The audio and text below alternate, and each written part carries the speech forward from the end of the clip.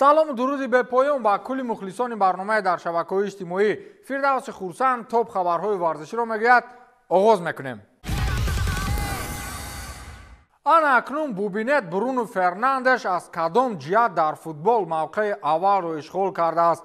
ҳамин рӯз чунин хабарҳо нашр гардид ки нимҳимоятгари Манчестер Юнайтед ва мунтахаби Португалия Бруно Фернандеш беҳтарин бозингари соли 2023 аз рӯи вақти гузаронида дар майдон эълон гардид. яъне Бруно Фернандеш нисбати ҳамаи бозингарони ҷаҳон дар соли 2023 бисёртар дар майдон будааст. ба қавли як устоди мо, дар майдон аз ҳама зиёд бошаду маҳсулот надошта бошад чӣ дар кор. хулас футболбози 29 сола дар 66 бозӣ 5748 дақиқа вақти худро дар майдон гузаронида зинаи дуюмӣ насиби дифоъгари Фейнорд Давид Ганско гардид ки мавсуф 5248 дақиқа дар 58 бозӣ рӯи майдон буд, дар ҳоле ки дар сегонаи беҳтаринҳо дифоъгари Реали Мадрид Антони Рудигер бо 5223 дақиқа дар 63 бозӣ қарор гирифтааст. мавсими ҷорӣ Фернандеш 21 вохӯрӣ гузаронида 5 голу 5 партофти голӣ ба омор гирифтааст.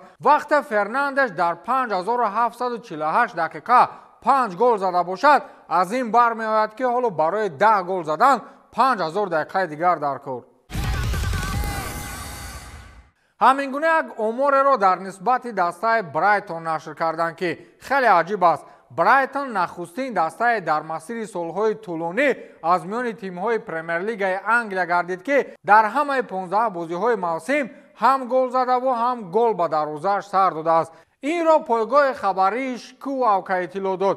Брайтон имсол дастае мебошад ки бо ҳар дастаи рӯбарӯ шуд ҳатман гол мезанад. аз ин рӯ пойгоҳи хабарии номбаршуда ба хулосае омад ки инро ба сифати як нишондод расонаӣ намояд. дар ин баробар дастаи мазкур дар ҳар бозии анҷомдодааш муқобили касе бошад набошад ҳатман ба дарвозааш гол сар медиҳад. охирин бошгоҳе ки ба чунин дастовар расидааст Вулверхемптон дар мавсими 1934-1935 буд. баъди 15 давр Брайтон дар зинаи ҳаштуми Премер-лигаи Англия бо 25 хол буда таносуби голии тими Дедзерби ҷамъи 5 бо 32 голи задашуда ва 27 голи сардодашуда мебошад. аз ин рӯ дастаҳои ҳоло бо Брайтон рӯбарӯ нашуда огаҳ бошанд ки ба дарвозаашон кадом рӯзе гол мехӯранд, чунки Брайтон қасам хӯрдааст ки гол мезанад. бозингари Реал Мадридии ҳоло Реалро надида ҳамлавари 17-солаи Палмейрас Эндрик мавсимро дар серияи А Бразилия бо 11 гол ҷанбаст кард. бештари голҳоро ӯ дар марҳилаи охири мусобиқа ба самар расонид. 6 гол дар 8 бозии ахир. ҳамин тариқ ӯ аз Неймар пеш гузашт ва аз рӯи шумораи голҳо миёни ҳамаи футболбозони 17-сола дар таърих дуюмин нафар гардид. бозингари бразилӣ танҳо аз Роналдо голҳои камтар дорад. Эндрик дар бозии даври охири чемпионат миёни тимҳои Палмейрас ва Крузейро гол ба самар расонида рақобат бо ҳисоби 1-1 хотима ёфт. ин натиҷа барои бразилии ҷавон басанда буд то ғолиби чемпионат бигардад. ёдрас мекунем ки бозингари мазкур аз ҷониби Реали Мадрид харидорӣ шуда тобистони соли 2024 ба тими наваш мепайвандад. арзиши гузариш 37.5 миллион долларро ташкил дода ӯ аз соли қаблӣ инҷоним дар сатҳи касбӣ баромад мекунад. эндрикро он гуна дар бошгоҳи шоҳона интизор ҳастанд ки ҳатто Криштианоро он қадар интизор набуданд. ин бозингари кулли Испания интизораш буда ки дар як чемпионати 39 давра 11 гол зада бошад. пас ин Ҳоланди дар як мавсим 500 гол мезадагӣ ки аст? саволи беҷавоб.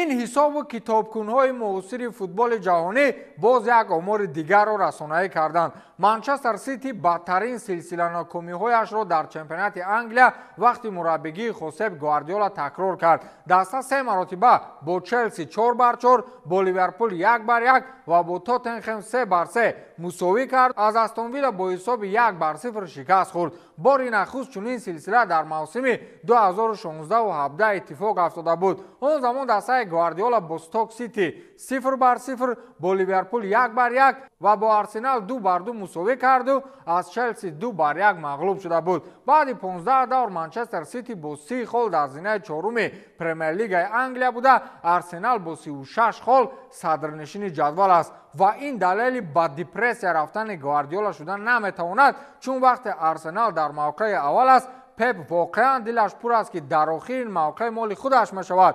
آرسنال هم در نوبت خود میداند که موقع اول برایش ابدی نیست. فقط منچستر سیتی به خاطر میکل ارتتا صدر جدول را به آرسنال موقتا با اصطلاح ارنده میدهد.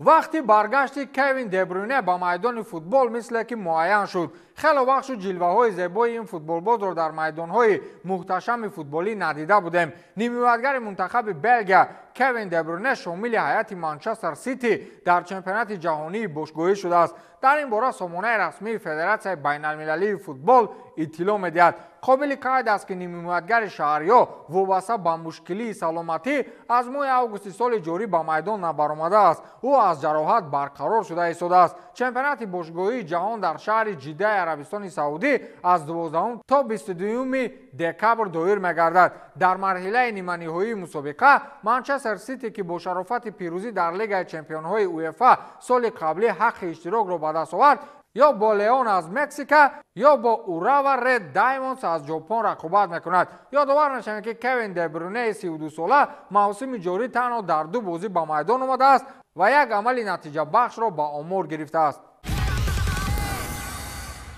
مارک اندره تر اشتگن در نهایت خلاصه خود را نسبت یوسف میانش برآورد و کار تا به جراحی میرسد. این یک تلفات بزرگ خوی در اوج رشد دسته بارسلونا خواهد بود. دروازه‌بان تیم بارسلونا و منتخب آلمان مارک اندره تر اشتگن بر اثر زخم میانش جراحی میشود. این جراحت را دروازه‌بان در هیئت تیم ملی آلمان برداشته بود و در 3 بازی آخرین باشگاه بارسلونا بنابر این سبب اشتراک نکرد. با اطلاع سپورت اس تر اشتگن در دوام چند روز اخیر درباره این عملیات فکر میکرد. در نتیجه دروازه‌بان آلمانی برای جراحی اظهار رضایت داد. پس از محاکمه با گروه طبی باشگاه و چند کارشناس ما تصمیم گرفتیم که جراحی کنیم. تنفس البته ناگوار است، اما این قرار درست و به خطر برای برگشتن در حالت بهتر است، نوشته است تر اشتگن در شبکه‌های اجتماعی. یادآور میشویم که وقتی تخمینی برقرار شوی دروازه‌بان آخرهای ماه فوریه گفته می شود. گمانم کدام روز عباس غرمی با خواهش مخلصان ریال تیاق را در میان تر اشتگن میده کرده بود. با همین تمام تا دیدار نوبتی خیر.